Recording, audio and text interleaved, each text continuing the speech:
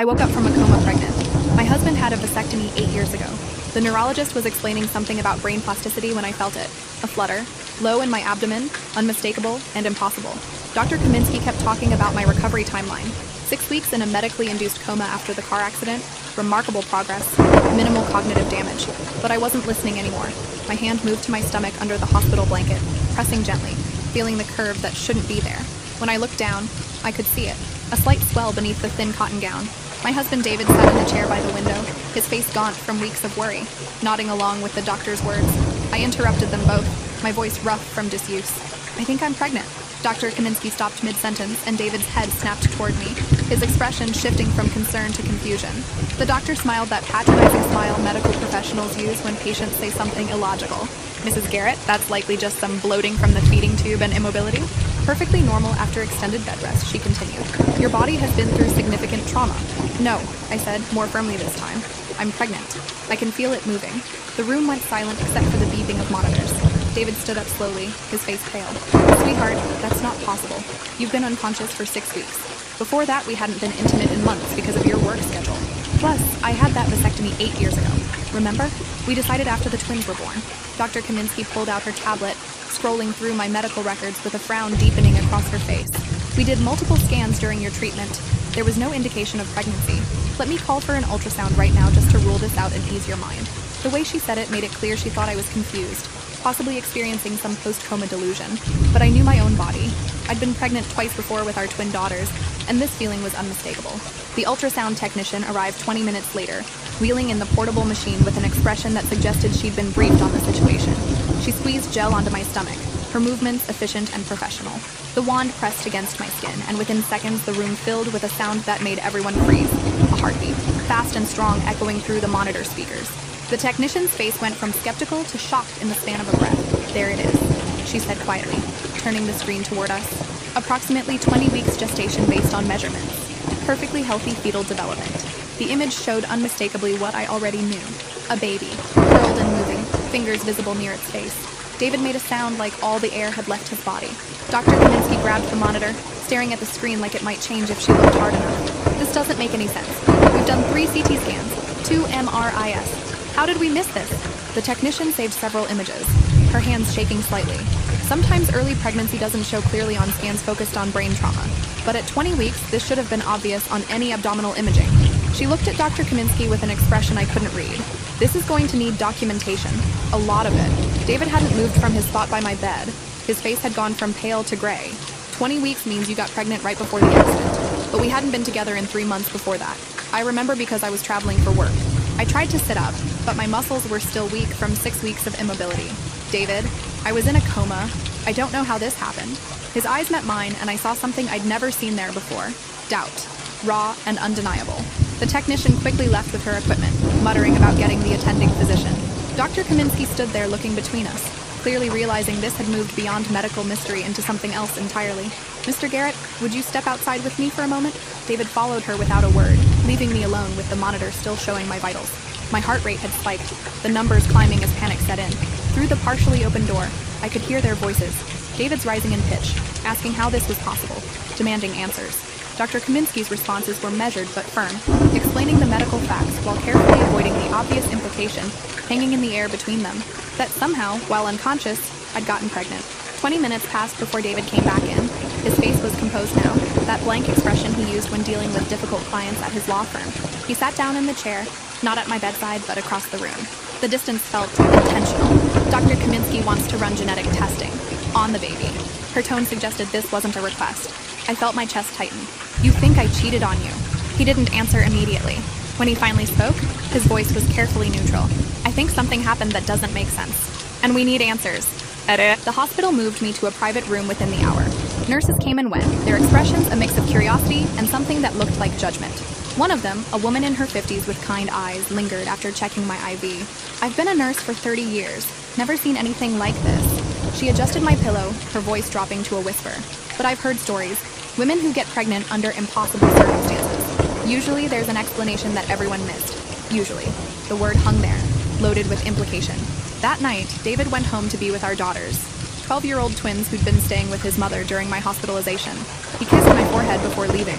but the gesture felt automatic, empty of the warmth that usually lived in his touch. Dr. Kaminsky stopped by around 9 p.m. with a tablet full of consent forms. We need to do an amniocentesis for genetic testing.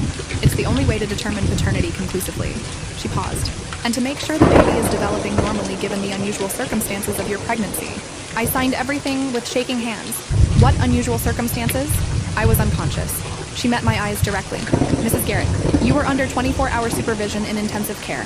There's documented proof of everyone who entered your room, every nurse, every doctor, every visitor. We have security footage.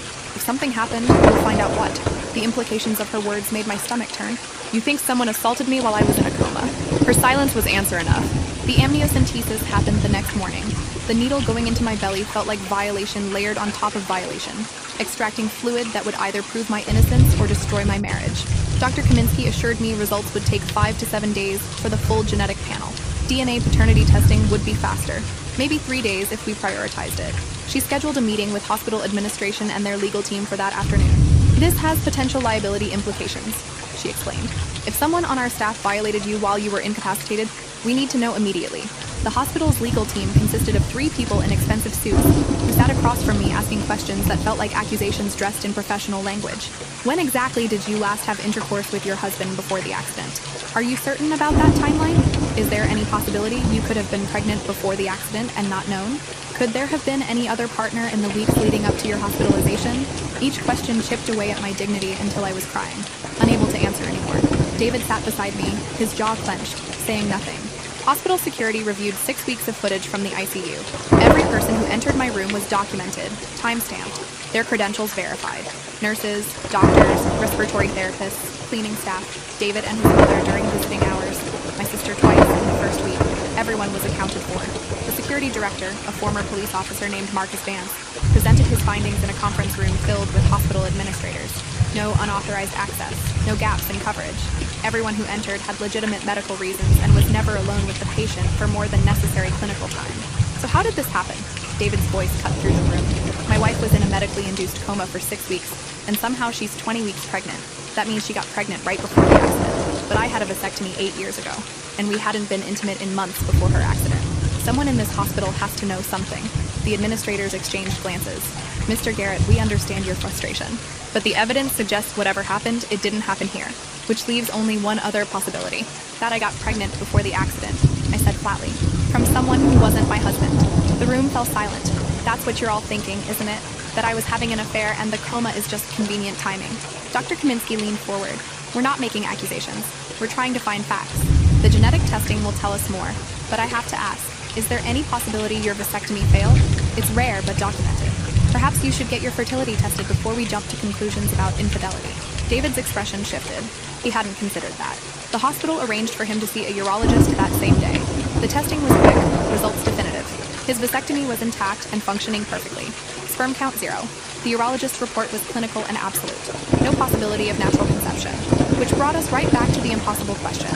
If David couldn't be the father, and I was in a coma when I got pregnant, then who was responsible for the baby growing inside me? My sister Vanessa came to visit on day 3 of my consciousness. She brought flowers and magazines, sitting beside my bed with tears streaming down her face. I thought I was going to lose you. When David called saying you'd crashed your car into that guardrail, I couldn't breathe. She held my hand, squeezing gently. But you're here. You're awake. That's what matters. I told her about the pregnancy, watched her face cycle through disbelief, shock, and finally something that looked like fear. That's impossible. You've been unconscious. I know, but here we are, 20 weeks along with a baby that shouldn't exist. Vanessa pulled back slightly. Her eyes darted to the door, then back to me. Have you thought about termination? Given the circumstances, no one would judge you. The question felt like a betrayal. This is my baby, Ness. I don't know how it happened, but it's growing inside me. I can feel it move. How can I just end that? She looked away. Because David thinks you cheated. Everyone thinks you cheated. And if you keep this baby, your marriage is over. The words hung between us, brutal and true. David had barely spoken to me since the vasectomy results came back. He slept in the chair across the room instead of the fold-out bed beside me. His mother had stopped calling. The twins hadn't visited yet, probably because he didn't know how to explain this to them. My 12-year-old daughters, asking why mommy was pregnant when daddy said they were done having kids years ago. How do you explain that their mother might have destroyed their family while unconscious? Dr. Kaminsky came in during visiting hours, interrupting my spiral of thoughts. She held a tablet and wore an expression I couldn't read. The preliminary DNA results are back. I need to discuss them with you and your husband together. She looked at Vanessa. I'm sorry, but this is private. My sister left reluctantly, and Dr. Kaminsky waited until David arrived from work. He came in still wearing his suit, looking exhausted. His eyes barely met mine before focusing on the doctor. Just tell us. Is it mine? Dr. Kaminsky pulled up data on her tablet. The baby shares 50% of Mrs. Garrett's DNA, as expected. But the paternal DNA is unusual. It shows markers consistent with your genetic profile, Mr. Garrett, but not a complete match. It's more like a sibling relationship than a parent-child one. She paused, letting that sink in. Do you have a brother? David's face went white. I have a twin, Philip. He's been deployed overseas for a year. Military stationed in Germany. The implications crashed over us like a wave. Dr. Kaminsky continued carefully. This baby is genetically related to you through your twin brother, which means if he's the father, we need to understand how that happened while your wife was in a coma. Unless there's something you're not telling us. David looked at me, and I saw his expression shatter. His twin brother, the man who looked exactly like him, sounded exactly like him, the brother who'd visited me in the hospital when David needed to be with the girls. I remembered now, fragments through the fog of sedation. Philip had been granted emergency leave when they told my family I might not survive. He'd flown back from Germany, stayed at David's house, helped with the twins, and he'd visited me in ICU. The nurses would have let him in because he looked identical to my husband. They would have assumed he had every right to be there. Dr. Kaminsky was watching my face. Mrs. Garrett, do you remember anything? Any moments of consciousness during your coma? No, I whispered.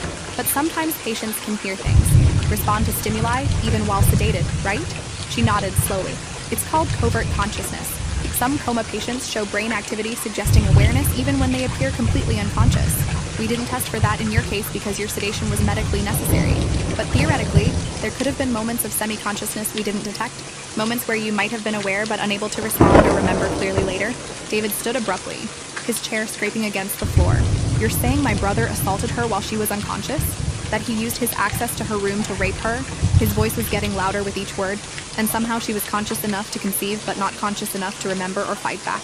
Dr. Kaminsky raised her hands in a calming gesture. I'm not saying anything yet. We need more information. But yes, that's one possible explanation for the genetic results. The other possibility, she hesitated, is that something consensual happened before the accident that you're not aware of. I felt like I was drowning. No, there was nothing with Philip. Ever. David, you have to believe me. But he wasn't looking at me anymore. He was staring at the wall, his jaw working like he was grinding his teeth to dust. My brother visited you 6 times while you were in the coma. I checked the visitor logs. He sat with you for hours when I had to be home with the girls. The nurses said he was devoted, reading to you, playing your favorite music. They thought it was beautiful how close our family was. Security footage, Dr. Kaminsky said quietly. We need to review every minute of every visit from Philip Garrett. David pulled out his phone, his fingers shaking as he dialed. It rang 4 times before going to voicemail. Philip's cheerful voice asking him to leave a message. David didn't. He just hung up and tried again. And again. On the 5th attempt, he finally spoke. Call me back. Now. It's about Natalie. He hung up and looked at Dr. Kaminsky. Get that footage. All of it. I want to see every second my brother was alone with my wife. The hospital security office became a war room. Marcus Vance pulled up footage from 6 weeks of ICU surveillance. Philip had visited on 6 separate occasions, each visit lasting between 2 and 4 hours. The cameras showed him entering my room, sitting beside my bed, holding my hand. In one clip, he leaned down and kissed my forehead. In another, he was crying, his face buried in the blanket covering me. To anyone watching, it looked like a devastated brother-in-law praying for recovery. Nothing suspicious, nothing criminal. Until the 3rd visit, Vance paused the footage, pointing at the timestamp. This is interesting. The nurse left the room at 8:17 p.m. She didn't come back until 9:43 p.m. That's an 86-minute gap with no one else entering. Hospital protocol says ICU patients should never be unattended for more than 30 minutes. He fast-forwarded through the footage. Philip sat in the chair for the first 20 minutes. Then he stood up, walked to the door, and looked out into the hallway. When he came back, he closed the privacy curtain around my bed. The camera angle doesn't show what happens behind the curtain, Vance explained. It's positioned to monitor the room entrance for security, not to surveil patient care. We can see movement, shadows, but no clear detail. For the next hour, the curtain stayed closed. Shadows shifted behind it. At one point, a shape that could have been Philip leaned over the bed. The monitor beside me showed my vitals spiking, heart rate jumping from 65 to 98 beats per minute, then slowly settling back down. David was gripping the edge of the desk so hard his knuckles had gone white. What is he doing behind that curtain for an hour? Vance shook his head. I can't say definitively, but your wife's vitals show signs of physiological arousal, increased heart rate, elevated blood pressure. The patterns are consistent with physical stimulation. He pulled up another screen showing my medical chart from that night. The nurse who came back at 9:43 noted that the patient appeared flushed and the blankets were disarranged. She assumed the brother-in-law had been adjusting her position for comfort. Pull up the other visits, David said through clenched teeth. All of them. Show me every time that curtain closed. Vance compiled a timeline. 6 visits total. 3 of them included extended periods with the privacy curtain closed and no staff present. Each time my vitals showed similar spikes. Each time the nurses noted minor irregularities in their logs. Blankets adjusted. Patient appeared restless. Family member providing comfort. Nothing that raised immediate red flags because Philip looked exactly like David, and everyone assumed he had the same rights to privacy with me. Dr. Kaminsky reviewed the medical data with a growing expression of horror. On this visit, she pointed to the screen. Your sedation was lighter than usual. We were starting to reduce the medication, testing if you could breathe on your own. There's a note here that you showed signs of agitation, movements that could indicate emerging consciousness. That was the night before Philip's 3rd visit, the night that would align with conception based on the fetal development timeline. She looked at David. I'm so sorry. I think we're looking at sexual assault of an incapacitated patient. Call the police, David said flatly. Now. Within an hour, 2 detectives arrived at the hospital. Detective Sarah Vaughn and her partner, Detective James Rico, took statements from everyone, reviewed the footage, and examined my medical records. Detective Vaughn sat beside my bed with a gentleness that made me start crying. Mrs. Garrett, I know this is difficult, but I need to ask if you remember anything from your coma. Any sensations, sounds, moments where you might have been aware of your surroundings? Anything at all, even if it seems like a dream. I closed my eyes, trying to pull memories from the fog. There were pieces, voices sometimes, music playing, someone holding my hand. I remember warmth, pressure, feeling safe, which seems insane now. I thought it was David, his voice reading to me, telling me about the girls, begging me to wake up. But if it was Philip, and he was using that access to assault me while I couldn't fight back or even fully understand what was happening. The words choked off into sobs. Detective Rico made notes on his tablet. Identical twins present a unique challenge in cases like this. Your husband can't be the father because of his vasectomy, confirmed by medical records, but his brother shares enough genetic material that the baby's DNA shows familial markers. Combined with the security footage showing prolonged unsupervised access and your medical data indicating physiological responses during those visits, we have enough for probable cause. He looked at David. Has your brother responded to your calls? No, David said. I've left 8 messages. Texted him screenshots of the DNA results. Nothing. He's ghosting me. Detective Vaughn pulled up her phone. We've contacted military police on his base in Germany. They're bringing him in for questioning. If he refuses to cooperate or tries to flee, they'll detain him. She paused. I have to warn you both. Cases involving unconscious victims are incredibly difficult to prosecute. His defense will argue she wasn't fully comatose, that there might have been consent we can't verify, that the relationship could have been ongoing before the accident. That's disgusting, David exploded. She was in a medically induced coma. She had a breathing tube. She couldn't speak or move. How the hell is anyone going to argue consent? Detective Rico's expression was grim. I've seen defense attorneys argue worse. They'll say the medical records show decreasing sedation, that she was responsive to stimuli, that maybe she initiated contact in her semi-conscious state. They'll paint your brother as a devoted family member providing comfort that turned physical with her encouragement. It's vile, but it's effective. Juries have a hard time convicting when there's no clear evidence of force. Dr. Kaminsky entered the room holding another tablet. I have additional medical evidence that might help. During the 3rd visit, the one we believe aligns with conception, the nurse documented that Natalie's gown was on backwards when she came back into the room. She'd noted it because hospital gowns are designed to open in the back for easy access to monitoring equipment. She assumed Philip had removed it to adjust the wires and put it back on incorrectly. But looking at it now, in context with everything else, it suggests he undressed her. Show me that footage again, Detective Vaughn demanded. Vance pulled up the relevant section and they all crowded around the monitor. The curtain was closed for 72 minutes during that visit. When Philip finally opened it and left the room, you could see him adjusting his clothes, tucking his shirt in, running his hand through his hair. The gestures of someone who'd just been physically active. Then the nurse entered 3 minutes later and discovered the gown issue. Vaughn turned to her partner. That's enough for an arrest warrant. The military police detained Philip at his base in Germany within 6 hours. He initially refused to speak without an attorney, which told us everything we needed to know. If he was innocent, if this was all a horrible misunderstanding, wouldn't his first reaction be shock and denial? Instead, his silence felt like admission. David collapsed into the chair beside my bed after getting the call, his face in his hands. My own brother, my twin. How could he do this? How could he violate you while you were fighting for your life?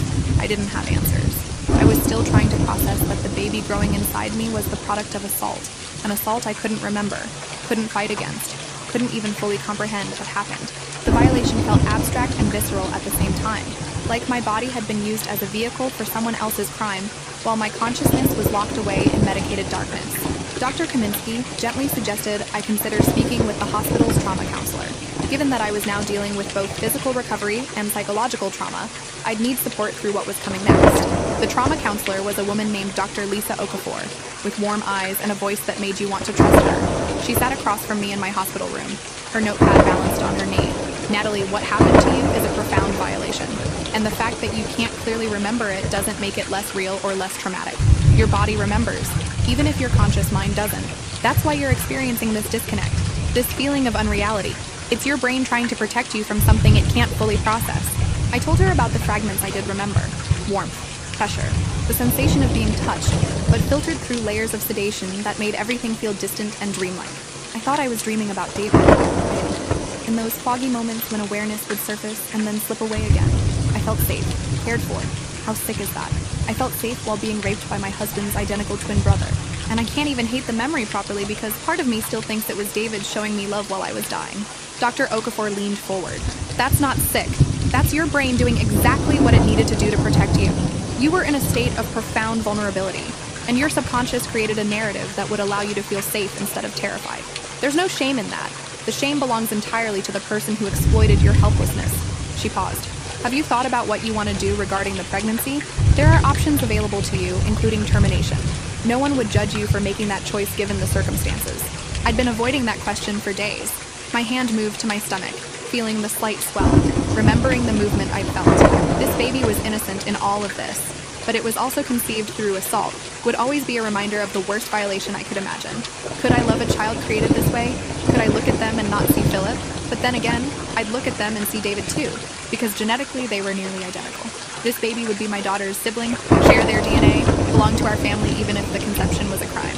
I don't know, I finally said. I don't know if I can raise the child of my rapist, but I also don't know if I can terminate a pregnancy that's already this far along, where I can feel the baby moving. It feels like punishing an innocent life for someone else's crime. Dr. Okafor nodded slowly. Those are valid feelings, both of them. You don't have to make any decisions right now. Take time to process, to heal. Talk with David about what this means for your marriage and your family. Whatever you ultimately decide, it should be your choice, made without pressure or judgment. David and I had that conversation later that night. The hospital had given us the larger family suite, understanding we needed privacy to navigate this nightmare. He sat on the edge of my bed, holding my hand for the first time in days. His eyes were red from crying. I don't blame you, he said quietly. I want you to know that. None of this is your fault. You were unconscious. You couldn't consent. My brother violated you in the most heinous way possible. But I also don't know if I can raise his child. If I can look at a baby that's genetically my nephew and see anything other than betrayal. I understand, I told him. And I don't know if I can either. But we have 12-year-old daughters who are going to have questions we can't avoid answering. How do we explain this to them? That their uncle assaulted their mother while she was in a coma? That they might have a sibling who's also their cousin? That family gatherings will never be the same because we can't ever be around Philip again? David's jaw clenched. Philip is dead to me. To our family. I don't care if we share DNA. He's not my brother anymore. The legal process moved forward with mechanical efficiency. Philip was extradited from Germany to face charges of sexual assault of an incapacitated person, a first-degree felony carrying 20 years minimum. His attorney tried to fight the extradition, arguing jurisdiction issues and claiming the evidence was circumstantial. But the combination of security footage, medical records, DNA evidence, and victim testimony was overwhelming. A grand jury indicted him within 2 weeks. His bail was set at $500,000, which his parents paid immediately. David's parents. I hadn't thought about them until they showed up at the hospital demanding to see me. David's mother, Patricia, was crying when she entered my room. His father, Robert, looked 10 years older than the last time I'd seen him. Patricia grabbed my hand, squeezing too tightly. Natalie, you have to know Philip would never do something like this. He's always loved you like a sister. There has to be some explanation, some mistake. The DNA test must be wrong. Or maybe something happened before the accident that you've forgotten. Please tell them it's a misunderstanding before this destroys our entire family. David stepped between us, his voice cold.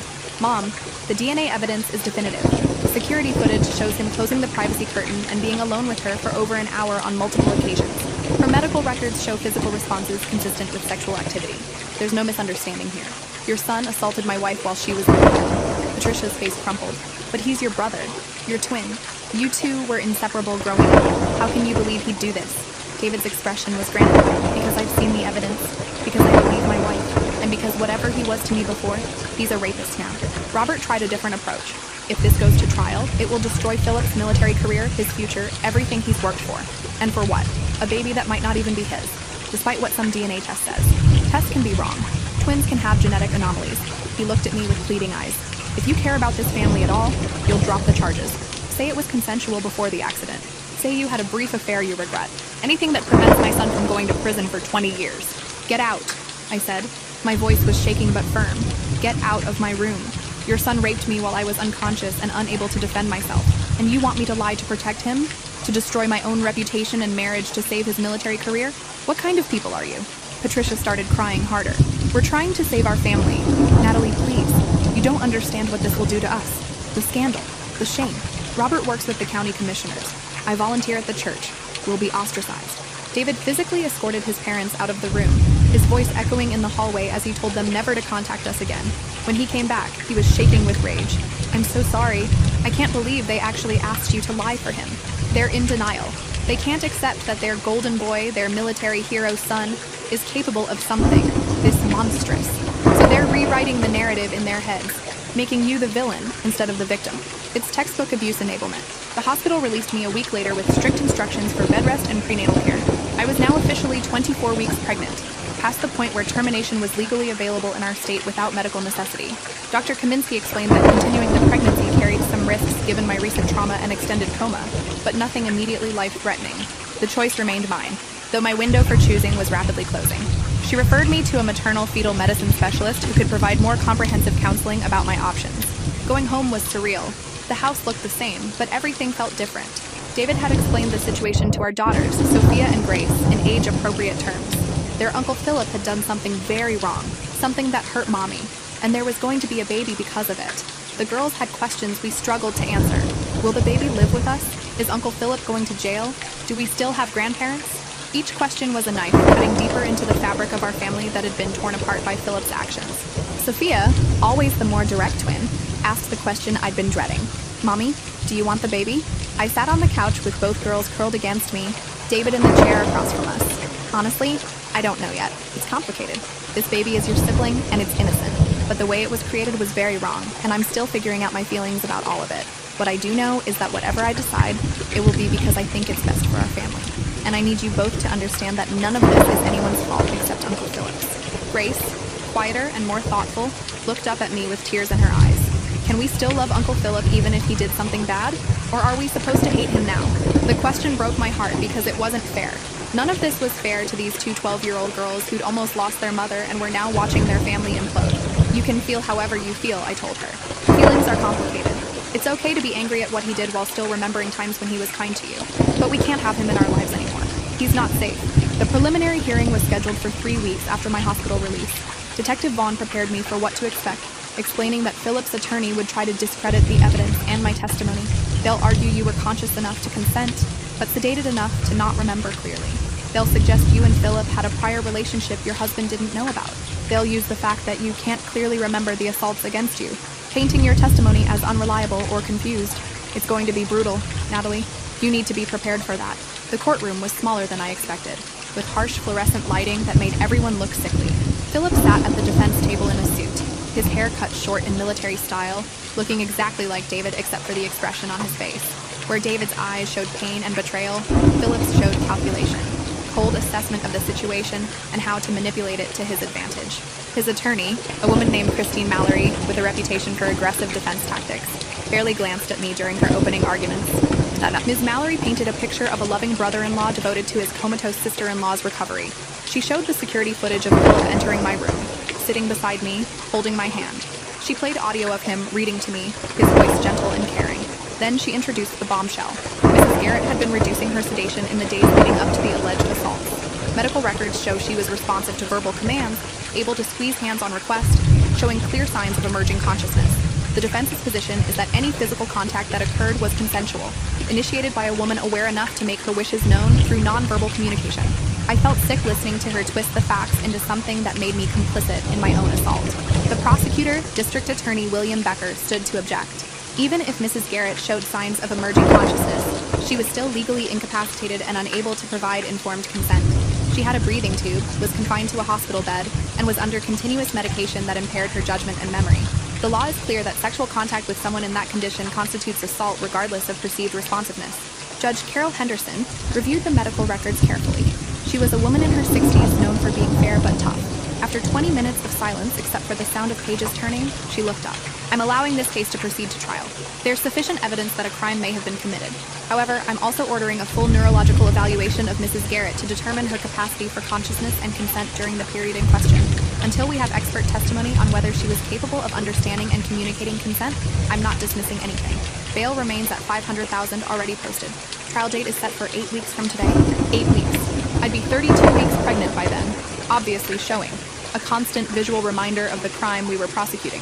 David held my hand as we left the courthouse. Reporters shouting questions we didn't answer. His face was set in determined lines. We'll get through this. Whatever happens, we'll face it together. But I could feel the distance between us growing, a chasm created by circumstances neither of us could control. He loved me. I believed that. But could he love a child? Conceived through his twin brother's assault of his unconscious wife?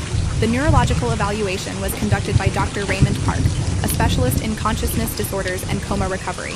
He reviewed 6 weeks of medical records, interviewed my medical team, and conducted extensive cognitive testing on me. His report, delivered in a conference room full of lawyers and experts, was clinically brutal. Mrs. Garrett was in a state of minimal consciousness during the period in question. She showed some responsiveness to external stimuli, but lacked the cognitive capacity for complex decision-making or informed consent.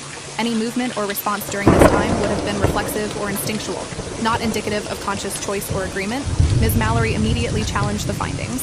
Dr. Park, isn't it true that patients in minimal consciousness states can still experience pleasure and pain, can still respond to touch in ways that indicate preference? He adjusted his glasses. They can show physiological responses, yes, but response to stimuli is not the same as consent. A person in Mrs. Garrett's condition would not have had the executive function necessary to understand the nature of sexual contact, the implications of such contact, or the ability to refuse unwanted advances. Any sexual activity with someone in that state is, by definition, assault. The defense tried another angle. What about prior relationship establishment? If Mrs. Garrett and the defendant had engaged in consensual relations before her coma, couldn't her responses be interpreted as continuation of that established intimacy? Dr. Park's expression hardened. There's no evidence of any prior inappropriate relationship, and even if there had been, prior consent does not equal ongoing consent, especially when one party is medically incapacitated. This is basic medical ethics and legal standard. What you're suggesting is that unconscious people can be sexually active with prior partners without current consent. That's rape. The words hung in the courtroom. Philip shifted in his seat, and for the first time, I saw something crack in his composed facade. Fear, maybe, or realization that his defense was crumbling. The prosecutor seized the moment. Your Honor, the defense is essentially arguing that my client was conscious enough to consent, but too unconscious to remember consenting. That's an impossible standard that would make prosecuting any assault of an incapacitated victim impossible. The evidence is clear. The defendant had unsupervised access to a vulnerable patient. That patient became pregnant during that access period. DNA confirms the defendant as the father, and medical experts confirm the victim could not have provided meaningful consent. This is assault, period. Judge Henderson called a recess. When we reconvened 2 hours later, her decision was unequivocal. This case is going to trial. The evidence supports a reasonable belief that sexual assault occurred. The defendant will remain free on bail with the conditions that he have no contact with the victim or her family, surrender his passport, and report to pretrial services weekly. Trial begins in 6 weeks. The gavel struck, and Philip's parents were crying in the back of the courtroom. David sat stone-faced beside me, his hand squeezing mine so hard it hurt. The weeks leading up to trial were a special kind of torture. My body grew with a pregnancy I hadn't chosen. Carrying a baby I had complicated feelings about. The twins watched me with worried eyes. Seeing their mother change shape with a sibling they weren't sure they wanted. David tried to be supportive, but I could feel him pulling away emotionally, unable to reconcile his love for me with his horror at what his brother had done. Our intimacy died completely. He couldn't touch me without thinking about Philip touching me first, violating me while I was helpless. I started seeing Dr. Okafor 3 times a week, trying to process the trauma layered on trauma, the assault itself, the violation of my trust by someone I'd considered family, the pregnancy forcing me to live with the physical evidence of the crime, the trial approaching where I'd have to testify about things I couldn't fully remember while lawyers tried to make me look like a willing participant, and underneath all of it, the baby moving inside me, growing stronger, demanding I make a decision about its future. 28 weeks pregnant, I finally admitted something to Dr. Okafor that I'd been hiding from everyone else. I think I want to keep the baby, not because of what Philip did, but in spite of it. This child is mine, half my DNA, innocent of any crime. And even though it was conceived in the worst possible way, it's also my daughter's sibling, David's niece or nephew. Part of our family, however complicated that is. But I don't know if David can accept that. If keeping this baby losing my marriage. Dr. Okafor sat back in her chair. Have you talked to David about this? I shook my head. I'm afraid. Afraid he'll leave if I choose to keep it. Afraid he'll resent me and the baby for the rest of our lives. But I'm also afraid of the guilt I'll carry if I don't. If I terminate or give up for adoption a child that's half mine, that I've carried and felt moved, that's done nothing wrong except exist. How do I make a choice when every option feels like losing something essential? You talk to him, she said gently. You tell him exactly what you just told me. Give him the chance to surprise you. He's shown up for you through this nightmare in ways many spouses wouldn't. Trust that he'll continue to do so even when the path forward is unclear. The worst thing you can do is make this decision alone and then spring it on him. Your marriage deserves honesty, even when honesty is terrifying. So I scheduled time with David that evening, after the twins were asleep, to have the conversation that could end or save our marriage. We sat in our bedroom, the door closed, both of us tense. I started crying before I even said the words.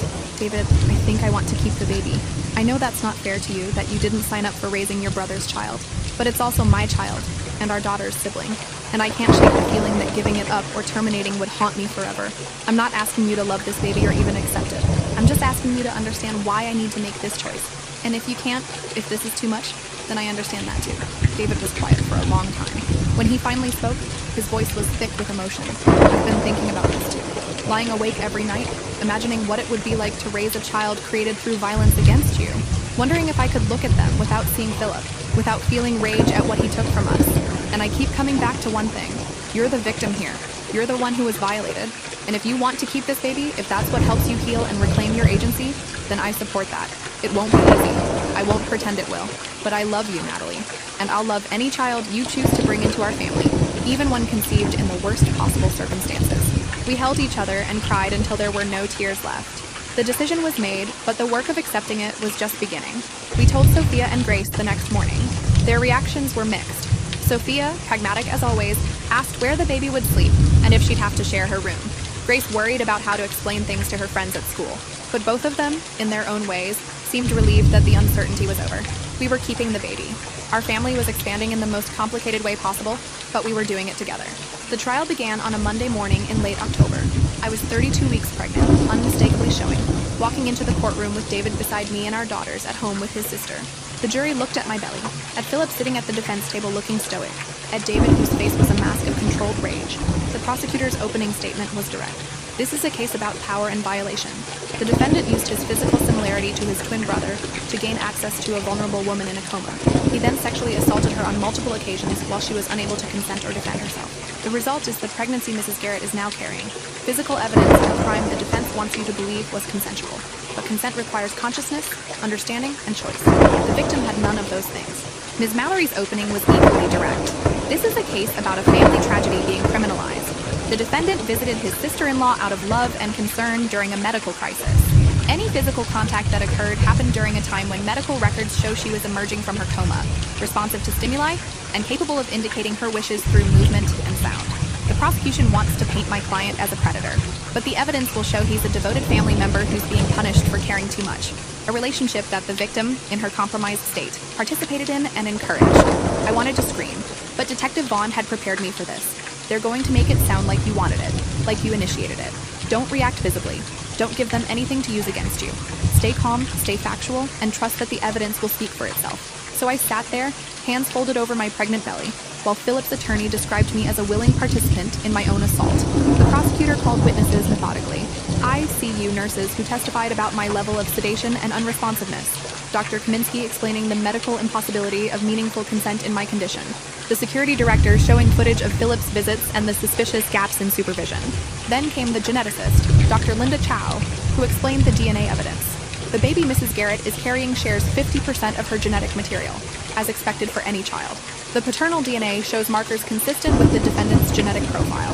Given that the defendant is an identical twin to Mrs. Garrett's husband, who has a confirmed vasectomy, the only possible explanation is that the defendant is the biological father.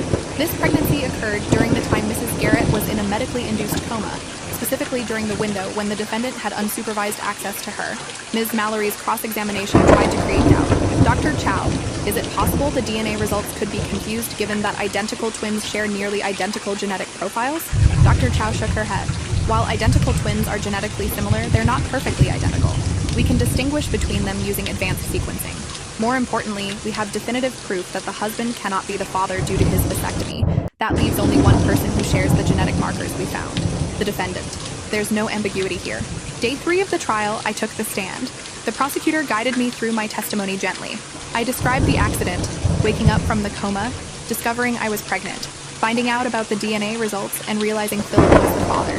The fragments of memory I had from the coma that I'd mistakenly attributed to David but now understood were Philip exploiting his identical appearance. My voice shook through most of it, but I got the facts out. The jury was watching me with expressions ranging from sympathy to skepticism. Then came Ms. Mallory's cross-examination.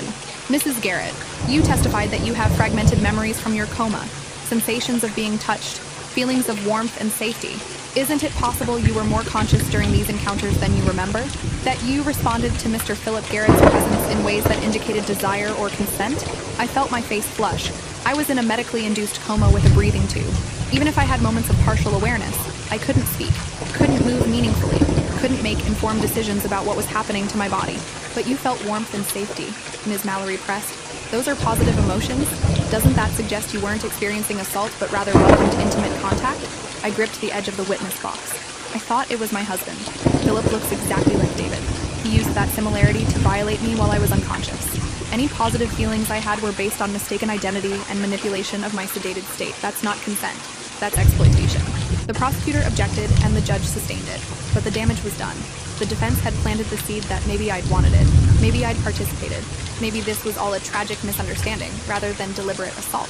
The defense called their own expert, Dr. Gerald Morton, a neurologist who testified that patients in minimal consciousness states can show preference and make basic choices. Under the right circumstances, he claimed, someone in Mrs. Garrett's condition could have indicated willingness for intimate contact through body language and physiological responses. The prosecutor tore him apart on cross-examination.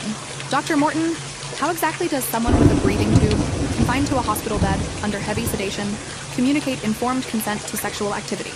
He stammered something about reflexive responses and instinctual behavior, but it was clear his testimony was bought and paid for by the defense. Philip never took the stand. His attorneys advised him to invoke his Fifth Amendment right against self-incrimination, which the judge instructed the jury not to interpret as guilt. But everyone knew what it meant.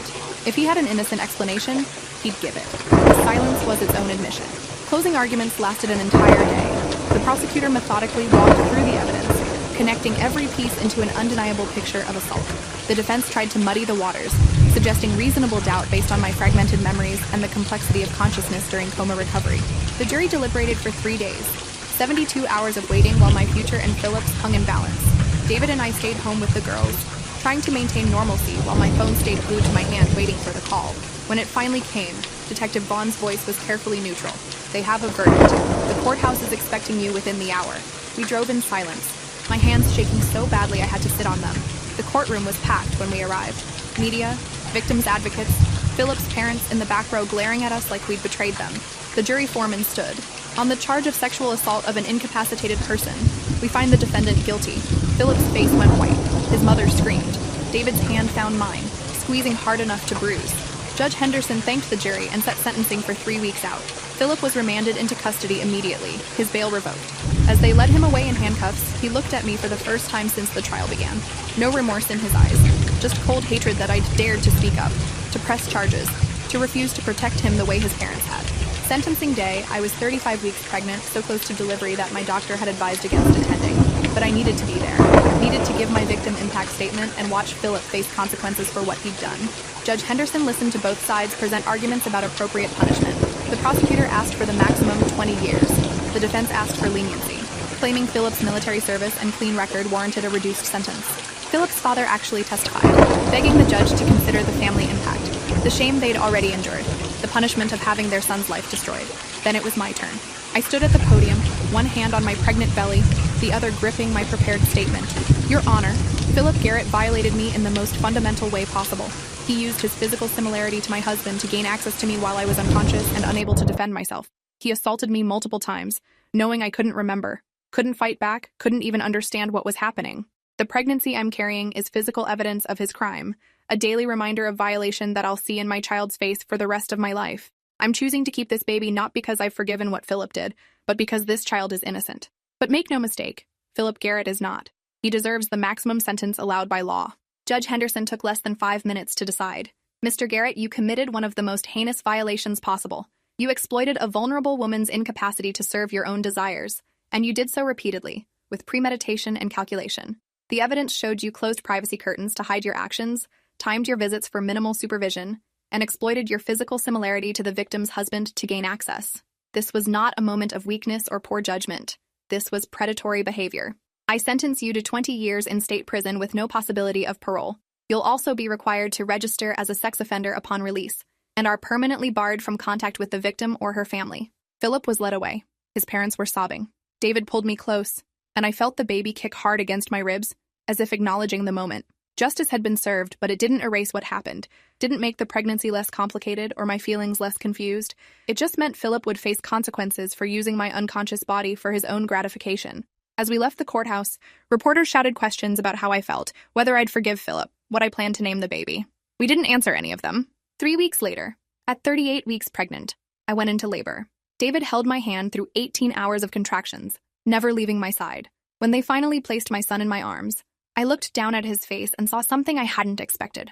Not Philip, not even David really, just a baby. My baby. Innocent and perfect, and completely separate from the circumstances of his conception. We named him Oliver, a name that belonged only to him, untethered from family history or painful associations. Sophia and Grace came to visit, hesitant at first, then melting when Oliver wrapped his tiny hand around their fingers. David held him and cried, and I knew we'd be okay. Different than before, scarred by what happened, but together. A family rebuilt from trauma into something stronger and more honest than we'd been before. 6 months later, with Philip serving his sentence and our family finding its new normal, I looked at Oliver sleeping in his crib and knew I'd made the right choice. Not an easy choice, but mine. And in reclaiming that agency, I'd taken back the power Philip tried to steal.